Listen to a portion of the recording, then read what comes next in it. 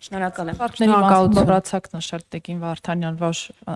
այդ քվեների մի մասը գուցե ընտրակաշառքով եք ձեռք բերել, որովհետև հակակոռուպցիոն կոմիտեի հրապարակած ժամանակն ավարտվել է, կներեք։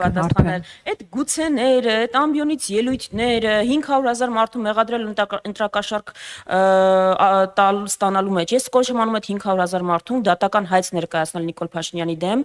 զրպարտության մեղադրանքով եւ պահանջել ֆինանսական փոխհատուցում։ Այս անպատասխանատու վարքագիծը, եթե կա մեկը, որ վարչական ռեսուրս է կիրառել, ընտրակաշառք է տվել պետական այդ թվում, դա եղել է Նիկոլ Փաշինյանը։ Ես այս ամուսնալուծության բանն էլ չգիտեմ ոնց բացատրեմ, բացի այն, որ Իմ քայլի հիմնադրամը ամբողջ ընտրությունների արդյունքում իրականացրել է բարեգործական ակցիաներ ու ուղղակի, որ օրենքի տառի մասով խնդիր չլինի, բեմադրել են Քարդաշյանների շոուն, որը բեմադրել են։ Ուրեմն ընտրակաշառք բաժանող մի ուժ կա, եւ դա Նիկոլ Փաշինյանի ուժն է, տերոր անող մի ուժ կա, եւ դա Նիկոլ Փաշինյանի ուժն է, անպատասխանատու հայտարարություններ անող մի ուժ կա, եւ դա Նիկոլ Փաշինյանի ուժն է։ Ես հասկանում եմ, որ Նիկոլ Փաշինյանը չի կարողանում Ալիևի մոտ արդարանա, ինչպես է 700,000 մարդ մերժել իրեն եւ